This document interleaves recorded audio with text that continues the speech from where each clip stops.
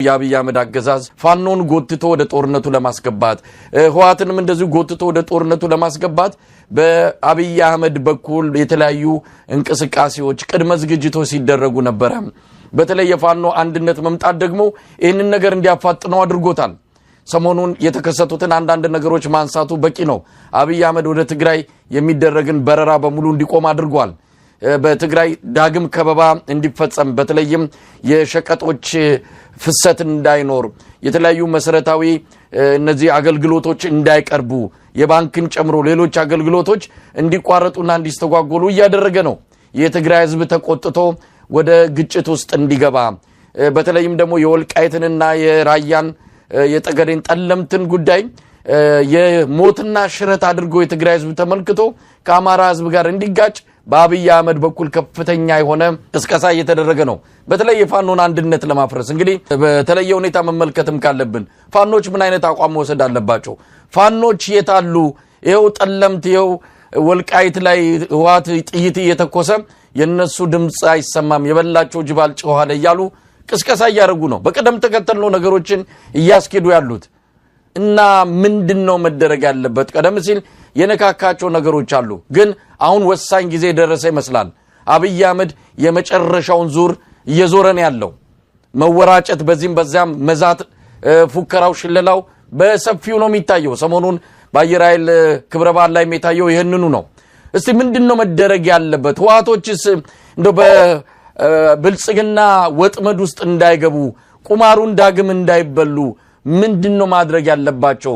ብዙ ነገሮችን አንስተናል ከዚህ በፊትም ምናልባት አሁን የተለየ ነገር ላይኖር ይችላል። አብይ አህመድ ግን ካርዷን ስቧታል። ኢንጂነር ይልቃል ይሳበው በካርዱ ሲቃጠልበታል መሳይ። አሁን ከዚህ በኋላ ምንም ነገር የለም። ትላልቁን ገደሎች ሁሉ ተሻግረናል። አሁን ወደፊት የሚታየኝን የእውነቱን ለመናገር ተስፋ ነው።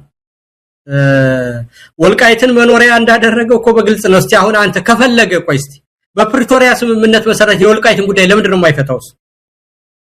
ለምንድን ነው ወልቃይት ያማራ ነው ብሎ በይፋ ያላደረገው? በጀት ያልመደበለት 8 ዓመት ሙሉ ነው አይደል? ለምንድን ነው ያ ማለት ያማራ ነው ብሎ ሰጥቷል። አሁን አብይ ግን የብልጽግና ወታደር ነው እዛው ያለው። የብልጽግና አባላት ናቸው እዛው የሚያስተዳድሩት። ያንን ግን በጀቱን በጀቱ ለአማራ ትክክል ያንተ ነው ብሏል አብይ ካፎቷል አላለም። ያ ማለት አብይ እየተጫወተብን ነው። ያን ያማራ ነው ብሎ መስክሮ በትክክል ሰጥቶ እውቅና አድርጎ በፕሪቶሪያ ስምምነት አድርጎት በኋላ እንኳን ቢሆን አንድ ነገር ነው። ፋኖ የሚቆጣጠረው ምንም አይነት መሬትና ግዛት የለው። ባህር ዳርም ቢሆን ወልቃይትም ቢሆን በአብይ እጅ ነው ያለው። ፋኖ ምን ያርግ ነው የሚባለው?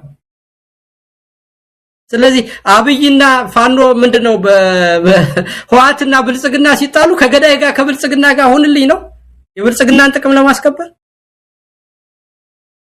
ምን ማለት ነው ማለት ነው? በዘላቂው የአማራ ጥቅም ከሆነ በአማራ እውነተኛ ጥያቄዎች ላይ ያለን እምነት ግልጽና የታወቀ ነው። ለማንም ያለ ድርሻው ያለ ፍትህ የአማራን ጥቅም አሳልፈን የምንሰጥበት ምንም ምክንያት የለውም። ፋኖም ይሁን አጠቃላይ አማራም ይሁን ሁሉም ቢሆን በስስትም ደግሞ ያለ አግባብ ልውሰድ የሚል ሰው ካለ የሚመጣውን ነገር በትክክል ያውቃል። ስለዚህ አሁን ይሄንን መጫወቻ አድርጎ ሽብልቅ አድርጎ በአማራና በትግራይ መካከል ያለውን ልዩነት መኖሪያ ስትራቴጂ ያደረገው አብይን ነቅሎ ፍትሃዊ የሆነ ኢትዮጵያን በብሔረሰቦችም ሆነ በፖለቲካ ኃይሎች ድርድር የወደፊቱን ኢትዮጵያ መበየን ነው የሚያዋጣ። አሁንም ለአማራ አልሰጠውም። አብይ በይፋ የምናውቀው ማጭበርበሪያው ነው። ለዛ ማታለያ ያደረገ እንደውም የአማራን ኃይል መሰንጠቂያ ነው ያደረገው፣ መክፈያ። የአማራ ጥያቄ ሆኖ እኔም ማልመልሰው አንድ ሌባና ራሱን ለጥቅሙ የሰጠና አብይ ላይ በሆድ ወደቀ ሰው ለአማራ ሐሳቢ ለጎንደር ሐሳቢ፣ እኔ ደግሞ የአማራ የሆኑ ጥቅሞች ጎንደር አካባቢ ያሉ የማይመለከተኝ ወይም ዘመነ። አሁን ይሄንን የሚሰማ ሰው አለ?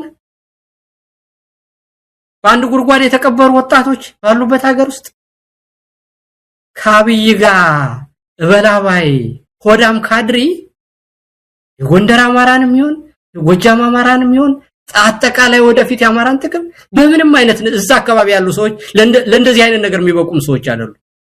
እነዛ ከከፋፈሉንም ደግሞ እነዛ ሰው ነው የጎንደር ጥቅም አስከባሪ የጎጃም ጥቅም አስከባሪው ነው አብይ የገዛው ሰው እንደው እንዴት ቢንቁን ነው ማለት እንደው መጀመሪያውንስ ሁለተኛ የትግራይ ኢሊትስ ቢሆንም በዚህ በተዘበበ ሁኔታ ከአማራ ኃይል ጋር መጣላትና ያልተገባ ግጭት የት ድረስ እንዳደረሰን አጠቃላይ ይሄን ጠፍቶት እንደውዛችሁ ወልቃይት ላይ ብቻ ተሸጉጦ ለአብይ መጫወቻ ይሆናል ብለህ ነው የምታስብ? ያብይ ሆዳም ካድሪ አስቦ የትግራይን ኢሊት ሊያታለው ይችላል ነው ወይ? እኔ አልጠራጠርም በአብይ እውነት ማን መሰል እንዴ ደግሞ በተግባር አልፈውታል እኮ ቁስሉ ትኩስ በነበረበትና ክፍቱ ነው ገና በሚያቃጥልበት ጊዜ እኮ አልፈውታል። አማራን ንውጋኑ እስከ መሳሪያችሁ ተቀመጡ ሲላቸው እኮ ዞር በልብለውታል እኮ የትግራይ ኃይል እና አሁን ተመልሰው እሱ ጋር ዘው ብለው ይገባሉ ብዬ እንዴት ሞኝ ያረጋቸዋለሁ ነው ማለት እነዛ ሰዎች እኮ እንደው ሞኝ እንደው ዝም ብለህ ቅሬታ ሁሉ ባለበትና የፖለቲካ ፍሉድ ስለሆነ እንደው ፖለቲከኛ ደፍሮ አይናገርም እንጂ ዛር ባትል ሃልደር ኤክስፒሪየንስ ሊሆኑ ሰዎች ናቸው። ዝም ብሎ እንደዚህ አይጃጃሉም። ያንን ደግሞ አልፈውታል። ከኤርትራ ጋር ተባብረው ሲሰሩ ቅሬታ ስለሌላቸው አይደለም።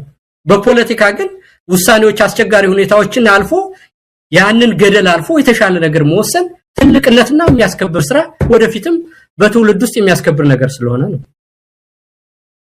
የፋኖ ኃይሎችም ቢሆኑ አጠቃላይ መዋቅራዊ ለሆነው ችግርና አሁን ለደረስንበት ችግር ተዋት ተጠያቂ ስላደለ አይደለም። ግን ይሄንን አልፈን ወደፊት መሄድ የምንችልበት መንገድ ካለ መሪነት ማለት በዚህ አስቸጋሪ ሁኔታ ውስጥ አልፎ መልካም ነገር ማምጣት እንጂ ባለፈ ቁስል ውስጥ እያለቀሱ መኖር እንደማይሆን አውቀው ጎበዝ ደፋር አርቆ አስተዋይ መወሰን የሚችሉ የፋኖ አመራሮች ስለመጡልን ይሄንን ታዲያ በላባይ ካድሬና በሆዶ የወደቀ እንደው ምኑንም የማያውቅ ሰው አታሎን ፋኖ ጎንደርን አማራ ጥቅም አሳልፎ ሊሰጥብህ ነው እንዴት ምንናናቅ ነው ወሳይው እንዴት ያለ ጉድ ነው ማለት ምን ሆነ ነው እንደዚህ ደግሞ ስለምንድን ነው እንደዛ የሚሆነው? ለምን ነው የምንጠረጠረውኛ? እሺ እኛን 4 ኪሎ ሊያስገባ ነው ከተባለ 4 ኪሎ ስንገባ ያማራን ጥቅም አሳልፈ እንዴት ነው መሳሪያው ባንኩ ታንኩ በእኛ እጅ ሲገባ እንደው ሌላ ያምራቸዋል አማራ ትምክተኛ ነው ምንባል እንደው በእነሱ እና ምንም ለፕሮፓጋንዳ እንኳን የሚበቃ ነገር የለውም።